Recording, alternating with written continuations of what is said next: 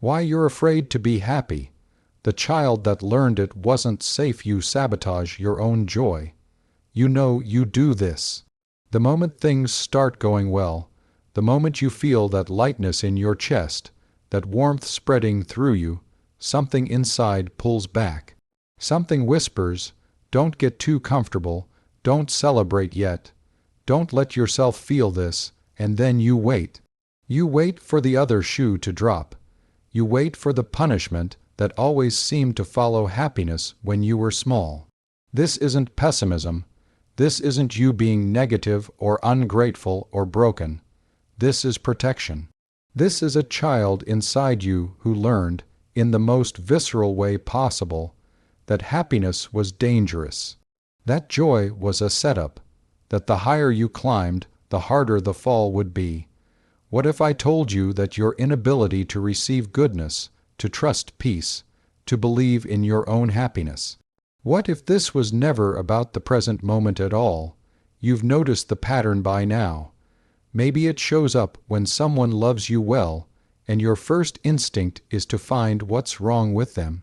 Maybe it's the promotion you worked for, but the moment you get it, you feel hollow, suspicious, like you don't deserve to stay there. Maybe it's simpler than that. Maybe it's just a good day, an ordinary Tuesday where nothing went wrong, and you can't shake the feeling that you're forgetting something, that disaster is hiding just around the corner. You police your own emotions. When you catch yourself smiling too much, laughing too freely, feeling too good, something contracts. You pull back. You remind yourself of everything that could go wrong.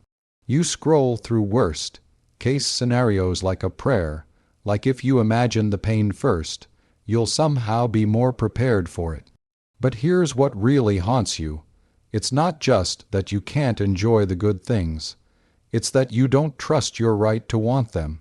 Somewhere deep down, you believe that happiness isn't meant for you, that it's something other people get to have, that you're supposed to be grateful for the crumbs, the quiet moments between storms, but never the feast itself. You see others celebrating their lives, posting about their joy, and part of you feels confused. How do they do that? How do they trust it? Don't they know what comes after? Don't they know that life is watching, waiting to correct them for their audacity? And the cruelest part, when good things do come, you can barely feel them. They pass through you like water through a sieve. You're there, but you're not present. You're already 3 steps ahead, cataloging the ways this will end, preparing for the inevitable disappointment. You've become so good at bracing for impact that you forgot how to land in the softness of now. This exhaustion you feel, this constant vigilance, it's not living. It's surviving. You're surviving your own life. You see, what you're experiencing has a name in psychology.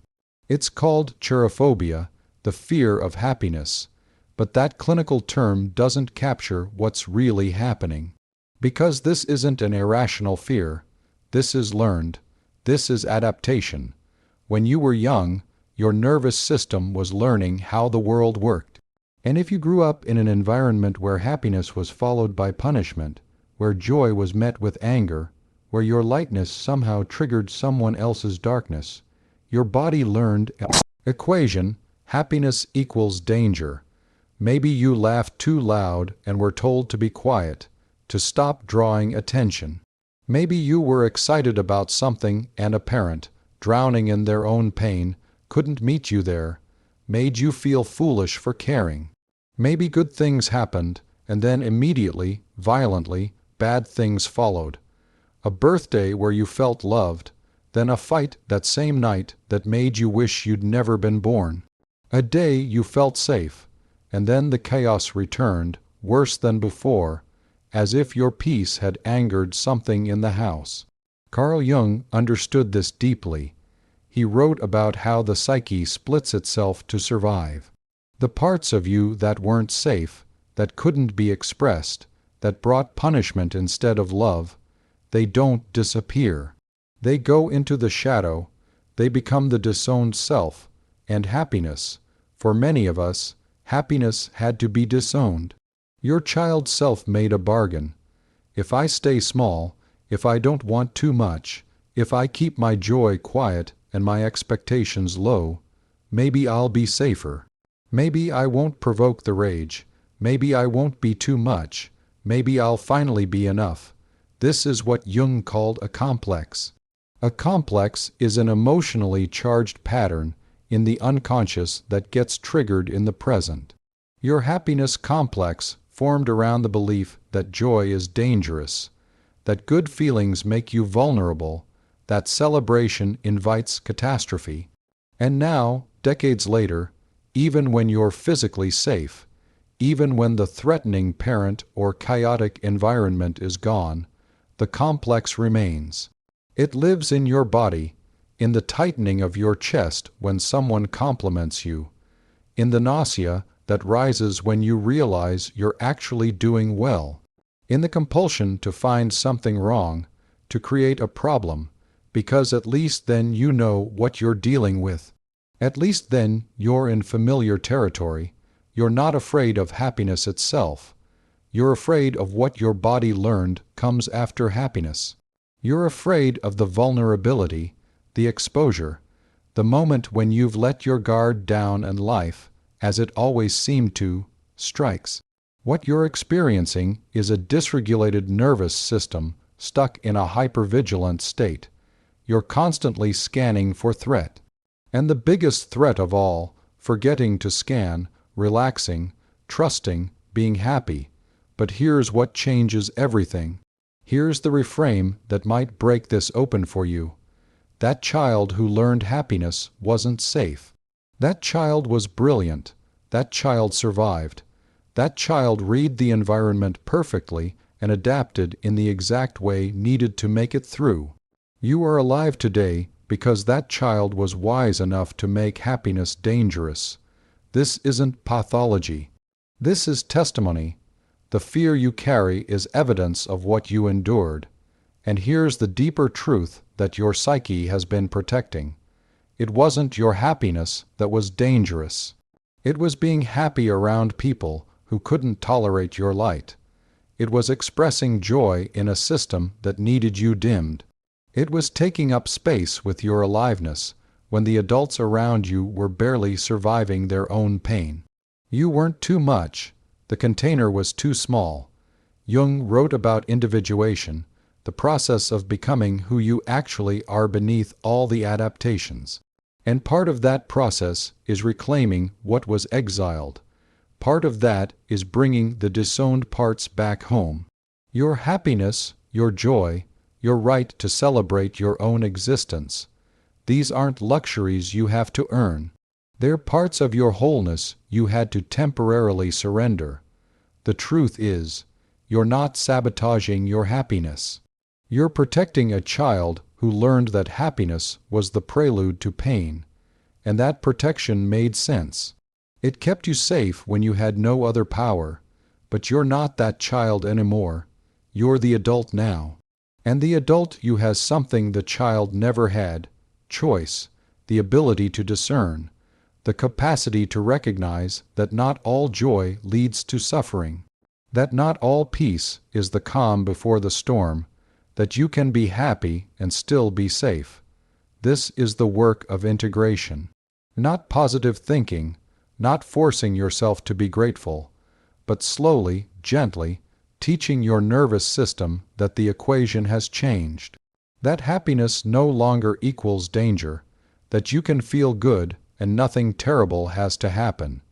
You see, what looks like fear is actually loyalty. You're staying loyal to the child who learned that lesson.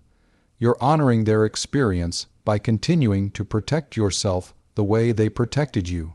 And there's something beautiful in that, even as it limits you. But the child needs you to know something. The war is over.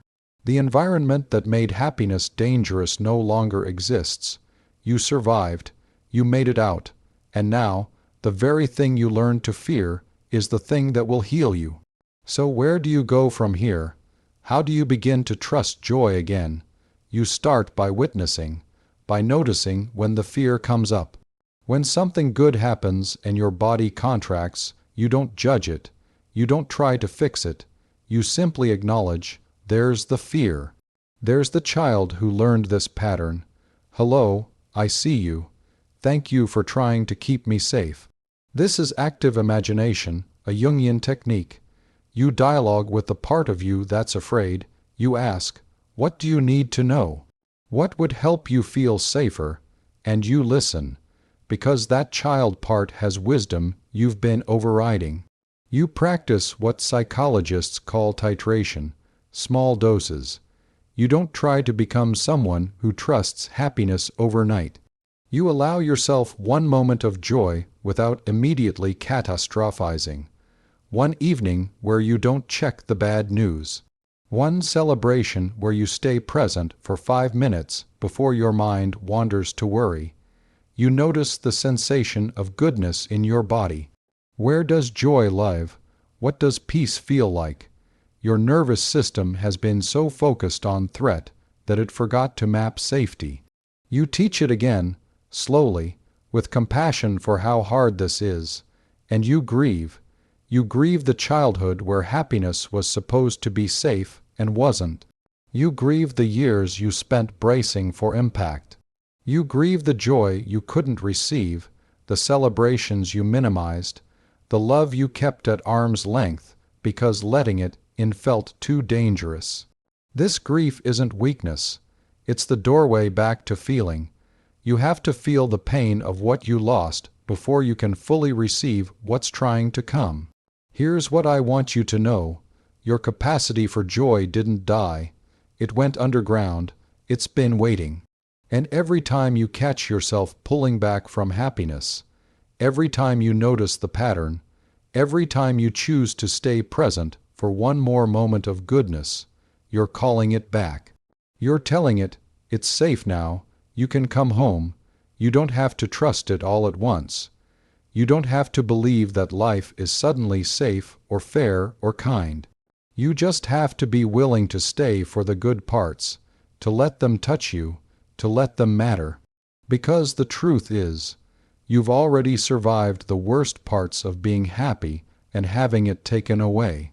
You lived through that, and you're still here, still standing, still capable of feeling. The child who learned that happiness wasn't safe is still inside you.